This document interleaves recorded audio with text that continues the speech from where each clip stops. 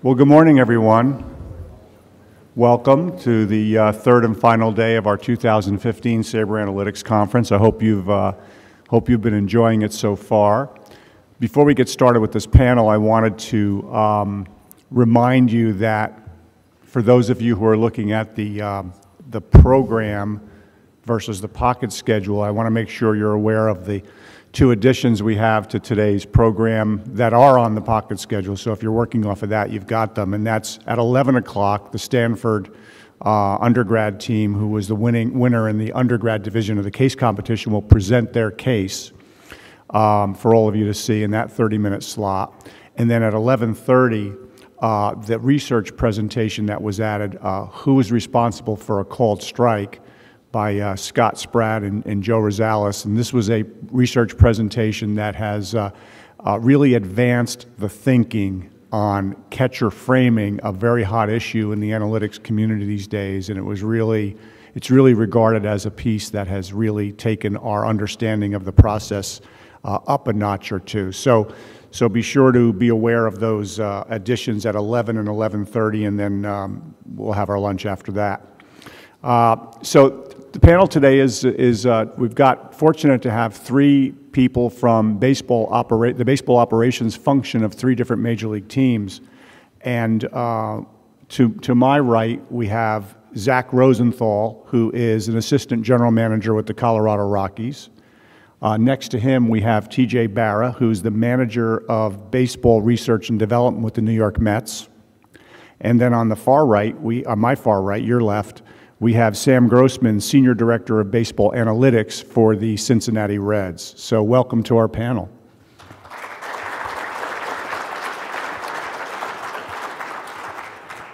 I thought as a good way to get started, we would simply ask each of the three guys to just talk a little bit about how they broke into the game. I know there's a lot of young people, aspiring baseball front office folks here in the audience today.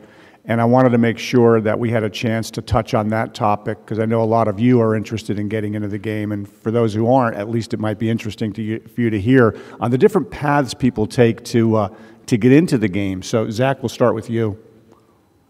Yeah, it's funny. We were actually just talking about this back here. I think, I don't know if we all saw each other wearing suits at the winter meetings in like 2004, 2003, 2005, but apparently we were all there looking for jobs. So I went to law school in Boston with the hope of getting into sports, and then spent a lot of hours sending resumes and making phone calls and attending the winter meetings, and was finally able to land an internship with the Rockies in 2006 in the player development side of things. Before that, I actually worked selling tickets for the Oakland A's, and prior to that, during law school, was an intern with the Red Sox on the business side of things. So it was really just for me about kind of getting my foot in the door and meeting people and being in the right place at the right time. Yeah. TJ? I went to Wake Forest. I was a psychology major with a lot of a career at the research-oriented track there. I worked for the baseball and basketball teams while I was there. Following graduation, I had a 6-week internship with the Washington Nationals, and they gave me the opportunity to work for the next 9 months for free, which was awesome. And then following that, I had baseball operations as a baseball operations assistant. Then Mike Rizzo came on. I was a coordinator of scouting and analysis. I left that job to take a job with the Mets, where I've been for the last 9 years at this point. And I've done a couple different things. I started our minor league video program there. I've worked with Ben Balmer in building out our systems and databases. I've worked on various analytical projects, bringing in the Citi Field walls a couple years ago. And the last couple of years, my main responsibility has been going out to our affiliates and kind of implementing our systems and philosophies from Las Vegas down to Dominican. And now it's focused a little more on the big league team and working with our coaches there and hopefully getting our team back to the playoffs. So I was out of school. I worked in an insurance company for a couple of years as an actuary, and I guess kind of just realized that I was bored with it. So I went to the winter meetings, did the job fair. I ended up one summer just being an intern in the New York Penn League and pretty much worked in the clubhouse all summer. And it was a good test because, I told myself if I hated it, then I'd just go back and get a boring job. But it was fun enough that I kept sending out resumes like these guys said. The next year, I was an intern for the Red Sox down at their Florida operations, so I worked during spring training. During the season, did all the flights and hotel rooming lists, all that type of stuff. I think they made a trade with the Nationals, and I drove a player halfway across Florida and met TJ and dropped him off, and he took him back to the Nationals complex.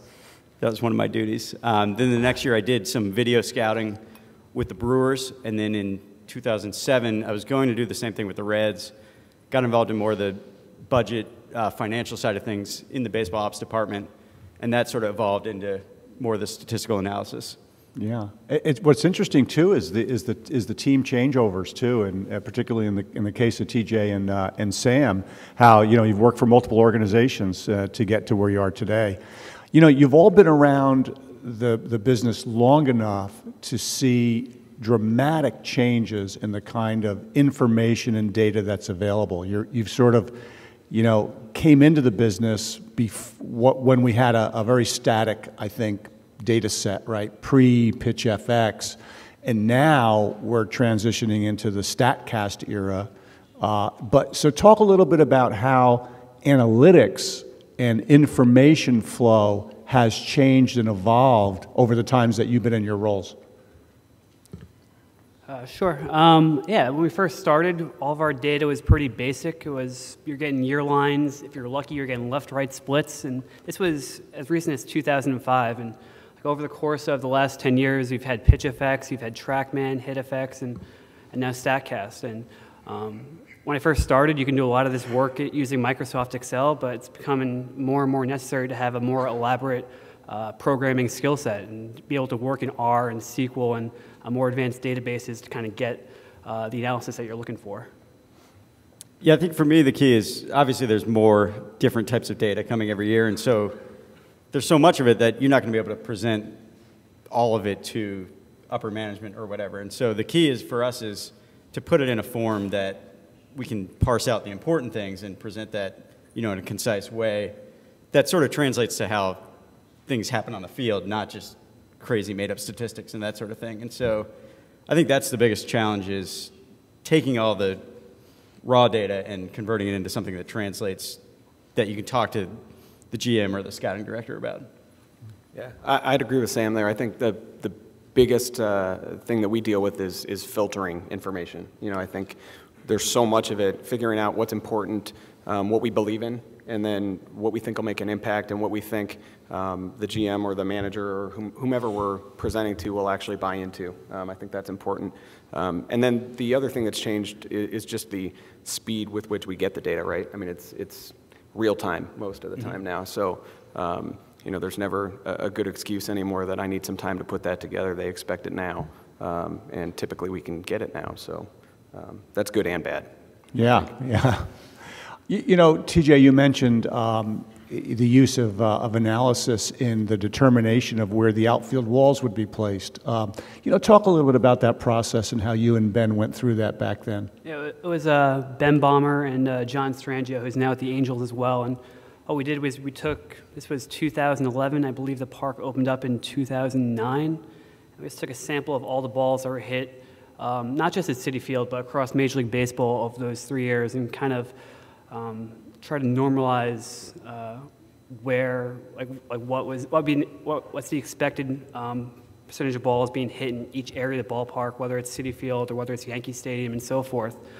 What we did was we presented a variety of options to our ownership group and said, here's the expected, our expected home run rate, the expected run value, our expected runs in various dimensions, raising the walls, raising the height of the walls, bringing walls in, and at the end of the day, we ended up getting, I think, within 0.0003 of our home run rate. So I think we went from 27 to 15 in home run rate in that year. And I think the goal of that was, one, to bring up offense, but I think our players, you saw guys they were overwhelmed with where the ball was being hit at Citi Field. You'd drive a ball and it would just die out there. And I think guys need to have a feeling that if they hit the ball well, they have a chance to get at least a hit, if not a home run.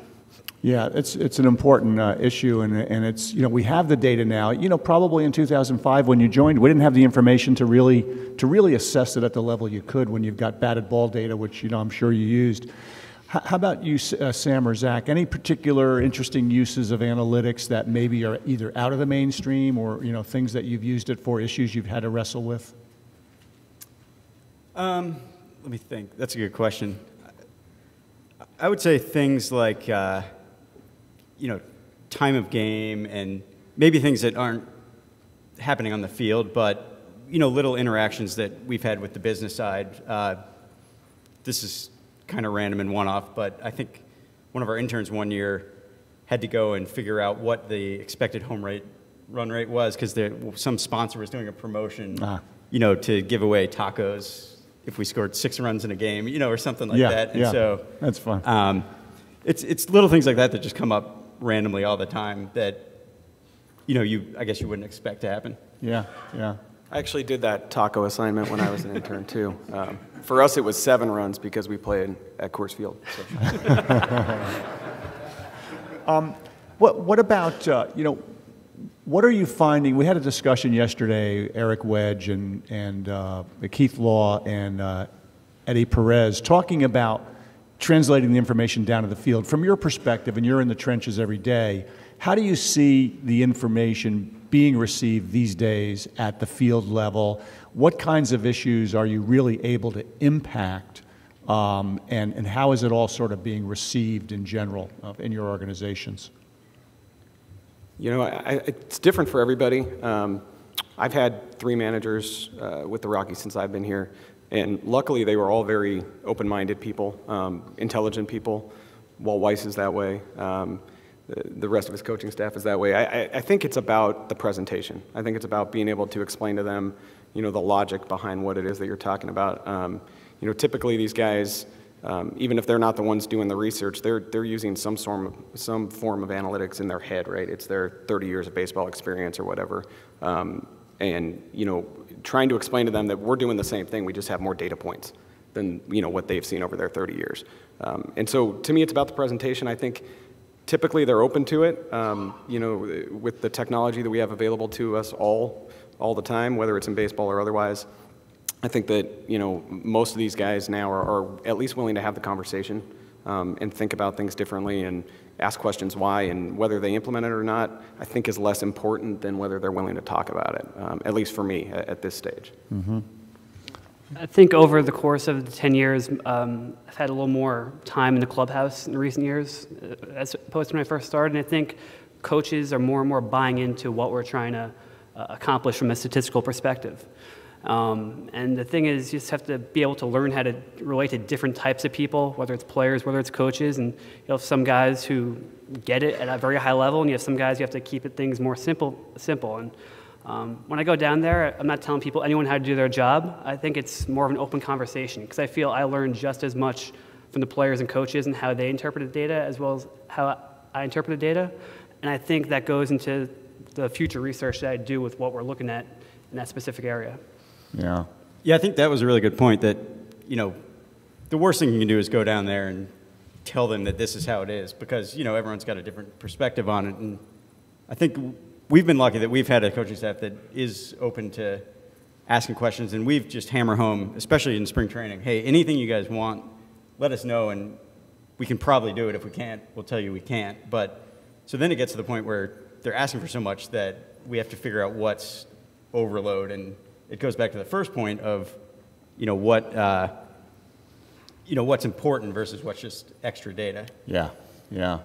So what do you think will be the next step to accelerate the use of this kind of information at the field level? Or another way of asking that would be, what are the obstacles for information to be even having a greater impact on the field? You know, is it quality of data? Are we getting to the point where the processing technology with all the volumes of information we have is going to be a barrier? What are some of the barriers or some of the opportunities in terms of where we're headed?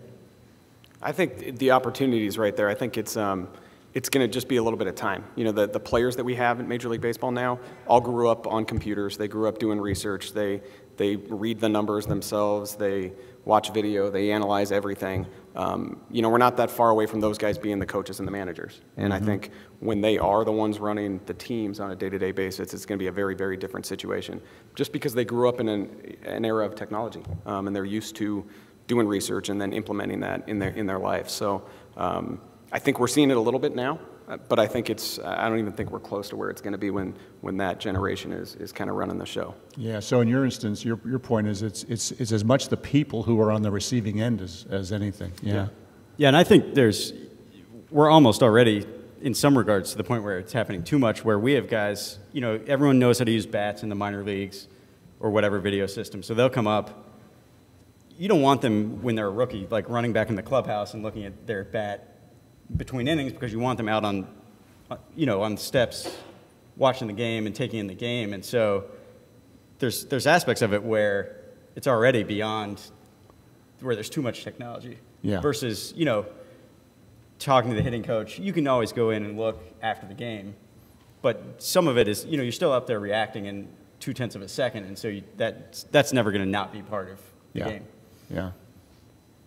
I think these guys hit it on the spot. It's these guys are now coming up. They're familiar with technology. They're familiar with what the more advanced metrics. And as we move forward, it can be a lot easier to implement things. And I think then it comes to a point of education process, like Sam said, and figuring out, letting these guys know what information is most important as they go forward on the field. You know, one of the guys in the game who's got a real reputation of having a real thirst for this kind of information is Joey Votto. And I'm curious to know how much of Joey's interaction with information is organic and sort of coming from him and all off on the side his own.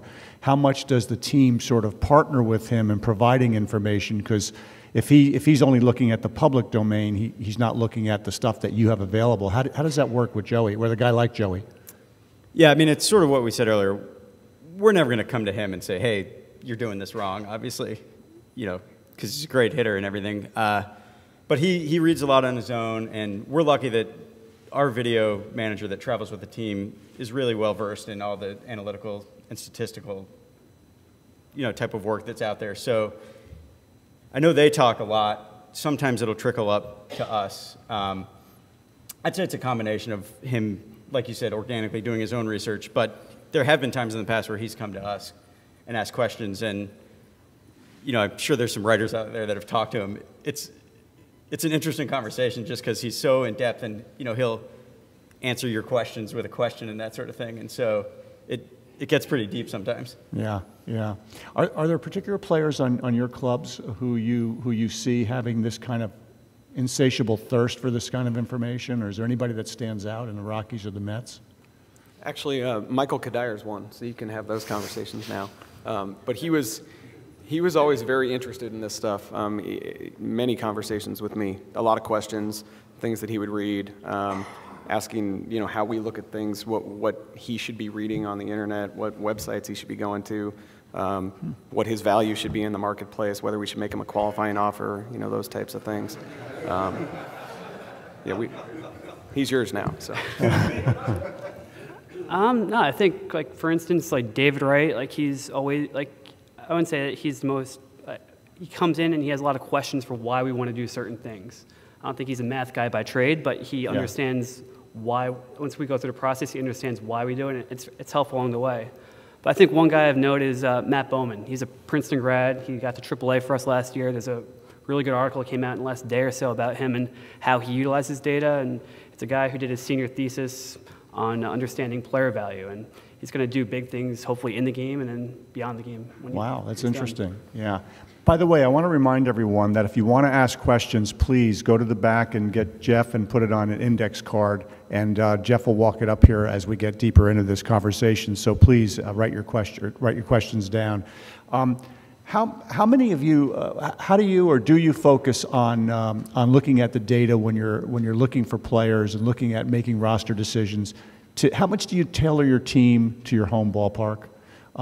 We've actually, you know, probably today, TJ, you probably have more of a neutral park than you did, But the other two ballparks here represented, in terms of Coors Field and Great American Ballpark, are two of the more prolific home run parks in all of baseball. So how do you go about that, and how important is tailoring it to your home park? Yeah, for us, I think it's one of those things where we may not go out and get, spend $10 million on a player because he fits the park, but it's more on the margins where, if it's your 12th reliever, you're obviously going to want a guy that's more of a ground ball guy than a fly ball guy. So we've had success with, Simon and guys like that we're in a more neutral park, put them in front of, thankfully our defense has been pretty good the past couple of years, where if they can keep the ball in the park, it really helps them. And then on the offensive side, there are times where we can hide someone that might be a bad fielder in left if we know he's going to hit some fly balls or going to turn into home runs. So there's definitely times where I think filling out the back end of the roster, it definitely helps. Mm-hmm. Yeah, I think I would agree with that. Like there are spots on the periphery of the roster where you can get guys who kind of fit your system, but at the end of the day, it comes down to having good players, and good players win games. And I know like Juan Lagares is a player who had a lot of success playing in our ballpark because he can go get the ball in right center field. And we don't have that right center field this year. So it's how do we maintain that value for Juan going forward? And might be having Juan play 5 to 10 feet more shallow and taking away a couple more singles than he had in the past. Or you take a team like the Phillies, who play in an extreme high home run rate ballpark in Citizens Bank Park, and the way they won is they had pitchers who were good. They're like Cole Hamels and Cliff Lee and Roy Halladay. They're good whether you're playing Citizens Bank Park, Citi Field, or Coors Field. Yeah, I agree. I mean, we obviously our ballpark gets a lot of press, but we don't tailor all of our decisions to Coors Field. I mean, we have to play half of our games there, but we also have to play in a heck of a lot of pitchers' parks in our division. So it's hard to build one team just for our place and then go run around in San Francisco and San Diego and in LA and be able to play that same type of game. Good players translate. Well, Vince, we talked about this last week. I mean, Tulo's good no matter where he plays. So we want lots of Tulos. I think that it's probably true on the margins, and if it's, if two guys are kind of in the same place, same market value, we might make a decision based on where we play. But outside of that, we try and just put together a team that can execute and play baseball the right way, because that's what translates from place to place.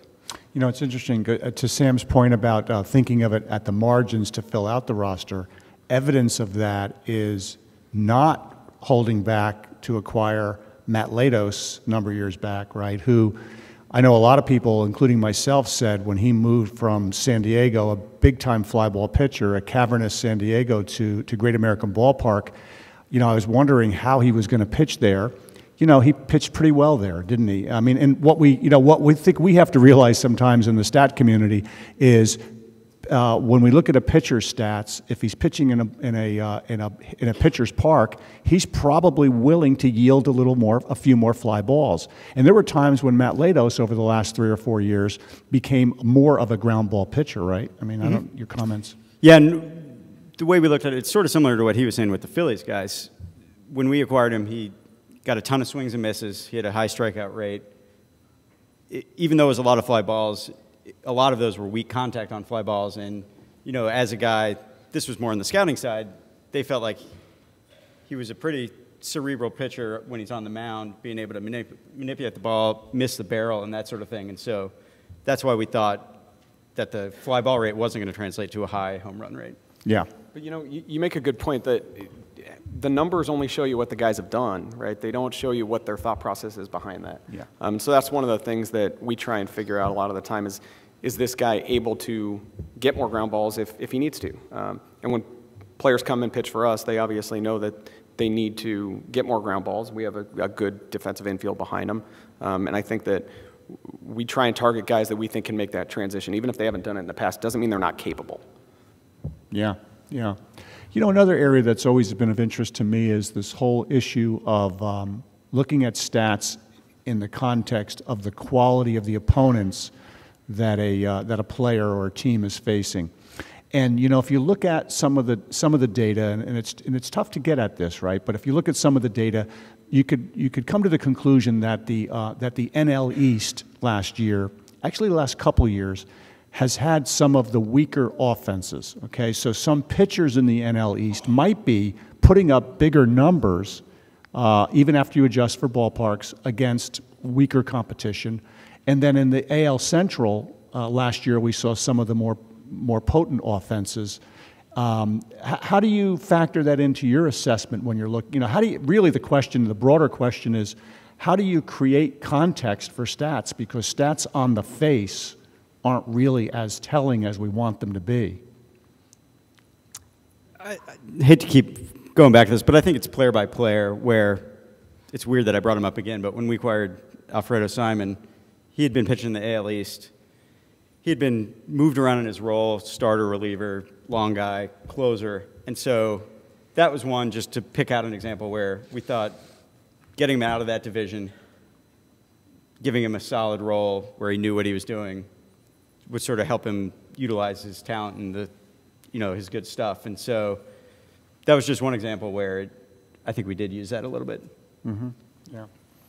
I think one area where this can actually be really useful is at the minor league level. Like, you could have two guys in the low A hitting 315 home runs, and knowing that one guy's doing it against teams' prospects and another guy's doing it against players who are throwing 85, 88 with below average secondary stuff.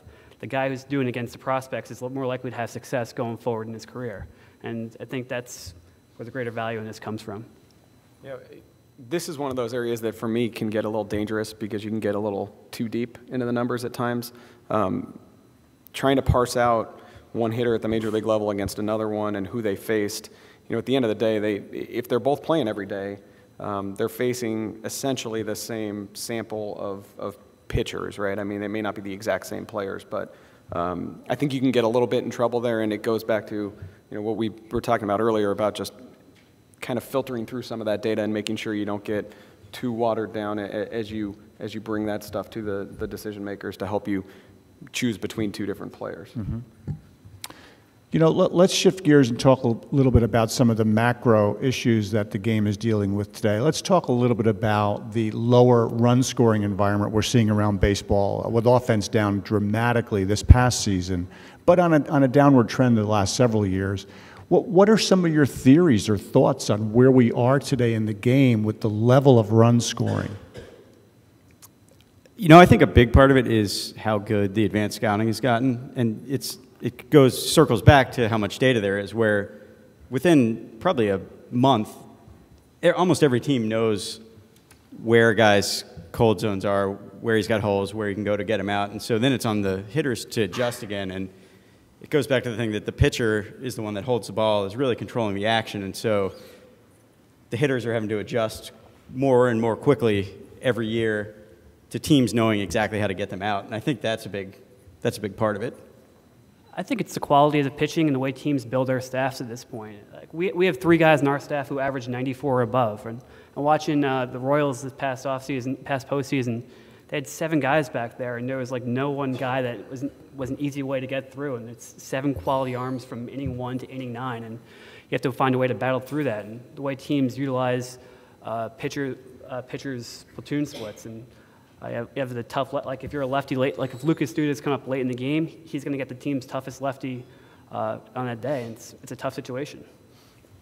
I think both of those points are right. I think it's also probably a product of a lot of the offensive players that we have in the league now grew up watching guys hit a lot of home runs because it was a different day and age, and that has changed for a lot of different reasons. But I think that a lot of these guys have been conditioned to try and play that way, even though they don't have the off-field assistance that some others may have had. So there's a lot of swings and misses still, and I think that hopefully we'll get back to playing the game the right way. But right now we may have a group of guys that think they know what they're doing to play it the right way, but they're playing it in a totally different environment. Yeah, those are all great points, and I'm sure all contribute to this. I do think it's a number of different factors, of which those are all part of it. I'll throw another one into the mix too, which is, I think as we've learned more about defense and about the value of defense, thanks to people like John DeWan, we're actually selecting players differently than we used to. And I think we're valuing defense more, and we're no longer taking the best 8 bats and putting them in the lineup, or in the American League, the best 9 bats, and dealing with the defense they give us, which was a little bit of what was going on in the era when run scoring was much higher. So now when you have a player like Brendan Ryan getting ample playing time, or players like that, you realize how the selection process, the fact that Didi Gregorius is getting heralded as potentially a starting shortstop, okay, means we're in a different era, because, you know, Didi Gregorius may hit 230. I mean, he might surprise us all. He might hit 205. And if he hits 205, he might not keep a starting job. But the point is that we're now willing to tolerate this where we didn't, you know, a few years back. And again, it has a lot to do with the lower run scoring environment. But Zach, you mentioned something I want to talk about, which is the epidemic of strikeouts. Okay, strikeouts now are at 7.7 per 9 innings. I think they're up about 35% from, I think that's from the year 2000. If I'm not mistaken. Maybe my origination date's a little off there, but they're up substantially. So what do you think? You know, you talked about the mindset of hitters coming up. What about the strike zone expansion, though, that we're seeing? And that's been well documented in some of the academic, or I should say statistical literature. Do you think that that's contributing to the amount of strikeouts we're seeing, you guys? Yeah, I think it is. Like you said, you know, the strike zone is changing, and it's weird. I don't know if umpires, we've talked about this, if umpires know that they're getting judged, and so they're trying to do what they think they're supposed to be doing, and it's not going exactly how the league thought it was going to. But it's also just about how hard guys throw. And, you know, when you're bringing in a different guy in the 6th, 7th, 8th, 9th, they're all airing it out every night. You know, every right-handed reliever now is throwing 96, except Sam LeCure. No offense. But I think that's part of it. Guys just throw so hard now that that's contributing to it as well. I don't think there's a stigma anymore to the strikeout. I remember growing up, like in the 80s, like if a guy struck out, like it was a knock against him. And I think the way power evolved over the 90s and early 2000s, guys were hitting more home runs, so you're willing to live with the strikeout. And I think that if you're a guy, like if you're going to hit for power, yeah, I'm fine with the strikeout. But if you're going to be a slap hitter and your job is to get on base, there's less room in the game for that at this point. Yeah. And the pitchers are so much more specialized, too. I mean, you talk about the left-handed specialist, but just every reliever and you know, the fact that our managers know exactly who to use in what situation because the advanced reporting is so good. I think that a lot of those strikeouts come late because you have guys coming in just to get one particular guy out, and we know that we have a great matchup there, and so we can put him in that position. Yeah. You know, you mentioned, Sam, the defensive shifts and how we've got so much more information today. When do you think, or do you think, we'll see hitters be more responsive to being stymied at the plate with the shift? Or do you think we're going to continue to see players basically just trying to bang the ball through it or over it? You know, I may be a little bit of a different mindset of most people. I think for most hitters, it's almost impossible for them to change their approach. I think that people say that, oh, he should just hit the ball the other way, but it's not as easy as just thinking about doing it and then doing it, you know. And so I think if we were going to see that, it would almost be more on a team-building level where you would acquire guys that are more spray hitters versus, you know, a power fly ball home run guy. And so I don't think guys can just snap their fingers and start hitting the ball the other way and still be successful as they were. Yeah. I actually think that Eduardo brought up some good points yesterday during his talk. It comes down to situations. There's a time where you're looking to drive the ball and get that home run, but there's other times where, depending on the matchup, depending on the situation, that you're looking to get on base. And guys need to understand what their intent is, whether it's the first inning or it's the 9th inning, and take that into account. Yeah. And part of the reason that these guys are professional athletes is because they're extremely competitive and they believe they can do whatever they want to do, and they always have been able to. And so I agree with Sam. I can't see them, most of these guys, just changing their approach. I think it's going to be, maybe it'll be a generational thing also, you know, with kids that are watching now and seeing the shifts, and maybe this is happening more at, you know, the amateur levels as well, and they'll grow up actually trying to take advantage of those situations. So maybe it'll change that way, but I can't see too many major leaguers taking just changing their approach on a bat-to-bat basis. Yeah, I've talked with general managers about this issue as well, and what you hear from them is that these guys are well-honed machines, and it's very difficult for them to adapt to a situation and then not run the risk of sort of losing their game. And even if that's psychological, it's real, right? Because their mind has got to control what they do. So I think to Sam's point and everybody's point, really, it's tougher than it looks. Certainly, it looks on TV or from the stands, and we may not see the kind of anticipated response I think that many expect to see as an antidote for the shifts. Well, we've got lots of questions here, so I'm going to shift to them. I'm going to give Zack a question he's probably never had before. How many different ways do you look at the impact of altitude? A lot. We have researched. I'd like to say everything. Probably not. We look into the effects of our situation. But I think that it's slightly overblown, probably outside of our walls, only because I think every team has an environment to deal with, right? There's changes when you leave any ballpark. There's a lot of talk about altitude and the way the ball flies in our place, but it's really as much about, pitch movement, and not just in our ballpark, but it's the same when any of these teams come and play in our place. They have to adjust to be able to hit in our place, just like we have to adjust when we leave to go to San Diego and come back. But we've researched it a lot. I think we, in particular, want to pay close attention to health concerns and recovery time and that type of thing, because it is different. Anybody who's ever been to Denver and the first day in town tries to go for a run or something understands that it's very different. And it's just about managing that and being smart and paying attention to it and not ignoring it. And so we've looked at it a million different ways, and we've tried a lot of different things. And I think we believe we're onto some things, and we'll see how that plays out. But it makes for us in our department a very fascinating place to work, because there are so many more issues than most people get to deal with. So we look at it as an opportunity. I mean, it really should be the best home field advantage in baseball, and I think we expect to make it that over the next few years. We get killed every time we go in, so it's working against us. That's good. Can you play us more? I also sense from talking with you that it's an important issue to not let get in the organization's head, right? I mean, I sense that when we talked on the radio show a week or so ago.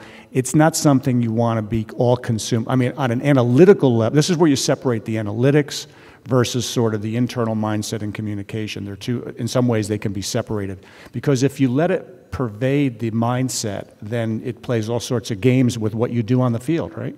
Right. It comes back to what I said, too, before. If we play good baseball, it doesn't matter where we play. Whether we're at 5,000 feet or we're at sea level, it doesn't matter. If we play good baseball and we throw strikes and we run the bases hard and we catch the ball when it's hit at us and we do all those things, we're going to win a lot of games. If we stay healthy, that doesn't matter where you're playing there either. If you've got your best players on the field, you're going to be in good shape. So, we don't talk about it a lot internally, to be honest with you, and I don't think that's ever going to change. We don't talk about it a lot externally either, because it just comes back to playing better baseball and having better players. And if we have those two things, we're going to be fine. Yeah. Here's a question about analytics and their role in the draft process, particularly in the selection of amateur players. How does that fit in? What's the balance between scouting and analytics on that front? And are there any changes coming in the way players are drafted, the way selections are made in, say, the next 5 to 10 years or so? Yeah, I mean, I'll say for us, especially on the amateur level, I don't think we separate the stats and the scouting into what I would call analytics and scouting. It's all, we're just trying to compile as much information as possible from any source. So our amateur guys do a great job of reading the scouting reports, looking at video, talking to us about the statistics, injury history, trying to dig on the makeup, even psychological tests, all that type of stuff. And so for us, there's not two sides of it. Really, on the pro side or the amateur side, but it's all just one attempt to get as much information as possible. I know from our standpoint, Paul DePodesta has done a lot of good work in researching the draft, and it's not just, it's like the way the new collective bargaining agreement has worked out. It comes into strategy, allocation of your resources, where to put your scouts, and things along those lines. And beyond that, a lot more data has become available on amateur players in the last 5 to 10 years than we've had previously. A lot of the data, a lot of the player tracking data that we've had at the big league level is now available on 16 and 17-year-olds playing in the perfect game tournament. And I think it's figuring out how to utilize that data and how a 16-year-old's curveball translates to the big leagues. Yeah.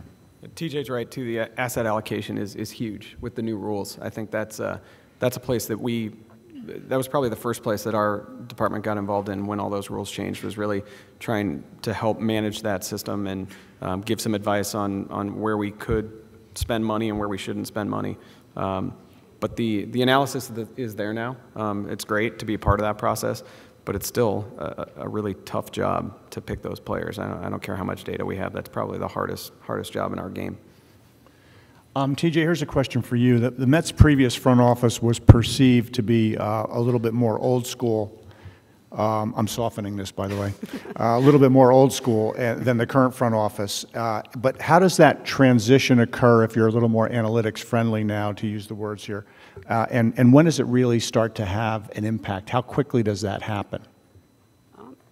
I don't think Omar is that different from Sandy. I think Omar's a brilliant guy, speaks 5 languages. And like Sandy, he runs the office like he's a CEO. He elicits opinions from the pro scouts, from the development side, and from the analytics side, processes that information, and uses it to make an informed opinion. Beyond that, I think the biggest impact has come from having a person like Paul DePodesta being our VP of Scouting and Development, and how we implement analytics on that end within the draft, within international scouting, and within player development. It's prevalent at our academy in Dominican for the 16-year-olds, and it's prevalent for our guys in AAA. And I think that's where our biggest impact has been, and you've seen the benefits of that last few years. Interesting, yeah. Here's a question about how often, or have there been situations where a trade proposal, for example, has emerged from the analytics group? In other words, how much is the analytics group or the analytics element of an organization responsive to what the people at the top of the organization want researched? How much of it is independent research that might originate among the troops? You know, I guess in our office, it's not so much that we have a separate analytics department that, you know, the scouts are over here, the numbers guys are over here. Just as an example, at the winter meetings, we're all in the same room. We're just talking, throwing out ideas. And so it's more blended and organic than that, I would say. You know, there's definitely times where I'll like a guy based on the numbers where we don't have good reports on him. We'll have a discussion about it. You know, but most times our big acquisitions, like when we went and got Chu or someone like that, it's when it all agreed. And so I think for the most part, it's more, that's a more normal scenario of how our transactions occur. Yeah. Yeah, I'm on the same page with that. Like basically when a player comes up, getting emails, the analytics guys get an email, the pro scouts get an email, and everyone put together an opinion and take it from there. Yeah, our setup's the same, and we certainly have the green light to bring up ideas. Everybody in the organization does, and to discuss them pretty openly. So I don't think it's as split as people think it is out there. It sounds like all 3 of our clubs are pretty much the same. Here's a question about what's behind the expansion of bullpens and the addition of you know, 12, getting to the 12 and 13 pitcher rosters rather than having additional flexibility on the bench, or even you could say to get platoon advantages at the plate. We're seeing, it does seem in general, there might be exceptions on certain teams, but we are seeing a greater reliance on 7 or 8 bullpen arms. Are there analytics that support that, or what do you think's behind that trend? You know, I think we're probably going to use 13 a lot this year, but part of that has to do with where we play, and again, trying to keep guys fresh. But I think it comes back to the specialization piece of it. I think the managers like having a guy they can go to in every type of situation late in the game, and make sure that they can get a big out when they need to, especially with run scoring down. There are so many close games, so many low-scoring close games that you need to have somebody you can go to for basically every hitter in the middle of the opposing team's lineup on a given night. And we also know so much more about keeping guys healthy and when, you know, how many days in a row they can pitch and how many pitches they should throw and that type of thing, that at some point, you know, you'll be sitting in the manager's office before a game and the trainer will walk in and say, these 3 guys are out tonight, don't use them. And obviously nobody knows about that because you don't want the other club to know, but all of a sudden your 7-man or your 8-man bullpen is a lot smaller than it looks on paper. So, Yeah. I think that's the big thing is health plus, you know, managing relievers throughout the course of the year, where if you only had 5 relievers, going back to what we were talking about, how hard guys throw, if a guy was pitching 2 out of 3 nights and they also got him up and he warmed up, didn't come in the game, I don't have hard numbers to back this up. I would think by the time you got to August and September, that guy would just be gassed. And so I think it's about managing the whole year, especially if you think you're going to be a team that's competing for a playoff spot in September, going to the playoffs. It's such a long season that it's really about managing through that whole season. I think the other variable here is the difference in leagues. In National League, you have to make a few more roster decisions during the course of a game, and I think that American League teams have an advantage in how they're able to build teams, and that if we want to get bats in the lineup, we have to figure a way how to get them in there on the field. We can't have a designated hitter who can't go out there and place at left field for us. So, and that has an effect on the number of pitchers you have and the number of guys you have coming off the bench. Yeah, yeah. One of the questions here revolves around proprietary information, and the question is, how much of what you use and rely on is really available in the public domain, and what you really bring to it is you have other information, you know, and scouting information you combine it with, or maybe better analytical tools, or how much of it is you've got data sets that other people don't have. How do you look at that? What's the role of proprietary information? Yeah, not getting into too much detail, but there's definitely products that we have gone out and purchased on our own. But I think the biggest thing is just tailoring it, whatever data it is, to how we think is important. You know, everyone has their own philosophies on how you should build a team, how runs are created, how you prevent runs. And so I'd say that's the biggest proprietary aspect of what we do, is tailoring the data to fit what our organization's philosophy is. Mm-hmm. Yeah. Yeah, from a basic standpoint, we have a lot of the same data that you guys have available on Baseball Reference or Fangraphs or whatever site you use, but when it comes down to making a decision, we have like a lot of different data sets that we purchase. We have a lot of intellectual property that we've kind of created over the course of the years, and there's a great reliance upon our pro scouts and the work that they've done and gathering information on guys from the big leagues throughout the minor leagues. Yeah, the most, probably the best information we have access to that's not in the public is our scouts and our coaches, and being able to pick their brains and try and incorporate what their experiences and what they see as important with what we find when we're doing our research. So most of the data's out there, but when we all, you know, every team, like Sam says, has their own special sauce, right? What they think is important for their you know, their philosophies, and it's kind of molding all that data to help you find those players that fit what you're trying to do. You know, without giving away any trade secrets, wouldn't it be fair to say, guys, that that having batted ball data, which is not typically in the public domain, is certainly a clear distinction between what you have and what people sitting over here have? I mean, they have the pitch FX data and a lot of the other metrics, but the batted ball data, you know, the vertical launch angle of the ball coming off the bat, the horizontal launch angle, the velocity, even whether it's considered well hit or not, those are things that really aren't in the public domain and are pretty valuable, aren't they? Yeah, I think it's kind of interesting. I know Corey's having an issue with the StatCast data coming up and whether or not that data is going to become publicly available. I think a lot of the developments that have happened from a pitch FX standpoint over the past few years has been due to the hard work of the guys in the public, like Mike Fast and Joe Lefkowitz, and guys like that who've helped bring different things to light. And while we might have a team working on the StatCast data internally, I think that the intellectual property of everyone here could contribute a lot to that. Yeah. Well, in the end, that'll ultimately be a business decision that BAM will have to make, because there's considerations on both sides of that. A couple of the remaining questions here are a little bit around career-related and for people wanting to get into the game. How would you recommend getting into the game? Is there a benefit to initially getting into the organization through the business side, or even the avenue of starting with a minor league affiliate? How do they figure into the mix of getting into baseball? I think right now it's a good time to get in because, like you mentioned, one of the great ways to sort of get a first thing on your resume is the minor league video internships.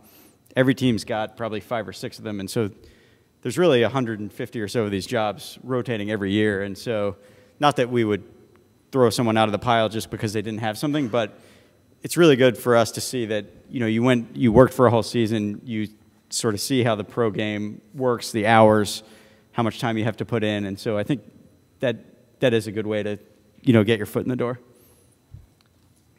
Yeah, I think experience is important. I think beyond that, it's having a tangible skill set that's ready to contribute right away. And I think that what the younger guys have out there, which I didn't have, is that you have so many different avenues where you can post your research, post your analysis, and you just can't, you don't just go up to teams and say, I'm an analytical person. You show them the sort of work that you can do. And I think that the different blogs and sites out there have helped contribute to this. And then probably the most important thing, I think, is that it's such a small world in the baseball world that everybody knows everybody. So a lot of it is about relationships. There are so many talented, smart people in this room, outside of this room, that send us resumes and emails and phone calls, and there just aren't that many jobs. So a lot of it is just about, you know, if you can get your foot in the door. I mean, it worked for me, obviously, to start on the business side, and I think part of that was because I was able to build some relationships and meet some people that did end up helping me down the road. And it does help when we're going to hire for a position and there's a stack of 100 resumes that we've already filtered from, you know, 600, and you know, the top 15 are people that had a reference to somebody that I know and that I trust, because all the resumes are impressive at that point in time. You know, and the other thing that amazes me is how you know, a person ends up with one team and then, you know, he works for another team. And I mean, you worked with Matt Marks, right, at different, I mean, and you look at Matt Marks with the Dodgers now. So you look at people, and every time I run into somebody in your roles in organizations, I'm amazed at the other 8 people that you worked with who are now in different organizations, kind of, you know, at your level or close to your level. So it is really a tight network, and breaking in is really the key. And so, you know, anything you can do, I think, whether either through the minor league route or even the business operations route, right? And one of the other questions is how difficult is it to move from business operations to baseball operations if you're at a major league level? It's probably different for every club. We make a point of interviewing internal people first when we have openings in the baseball department, because we know that a lot of the folks on the business side, that's why they're there, and they're trying to find their way to the baseball side. So we always start there, and if there's somebody that is qualified, they're going to get the first shot before we ever post it externally. Doesn't always work out, but it has worked out for a bunch of the people in our office. I mean, I could go start down the hallway, and you know, Jeff Bridich was started at the commissioner's office, and I started, as I said, an intern and on the business side with the A's, and our farm director, Zach Wilson, was in our call center when he started. I mean, you could just go down the entire hallway, and everybody kind of started somewhere else, but half of them, I think, came from the business side of the Rockies at some point in time. Yeah, that's great. Yeah, we've brought 2 people up from our IT department. One of our former interns in baseball ops is now sort of the business analyst, so he's doing a lot of the work in SQL and the analytical side on the revenue generation side, and so there's definitely crossover. I don't think we have a hard and fast rule that we, you know, are going to look at people first or not, but there's definitely trade over. Well, and in terms of backgrounds too, Sam, I mean, you know, you came from the insurance industry, right? So it's not like your first job was in baseball either. Right.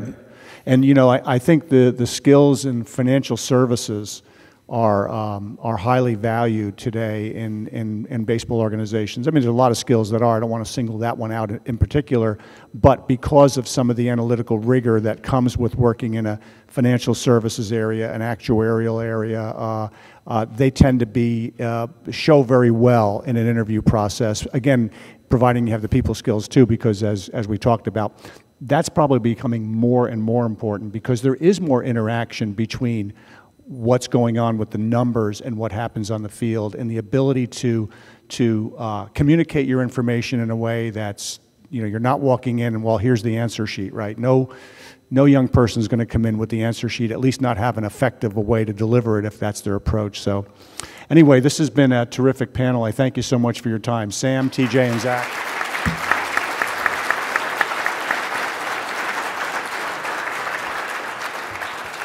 We will take a short 15-minute break, and we'll be back with some research presentations.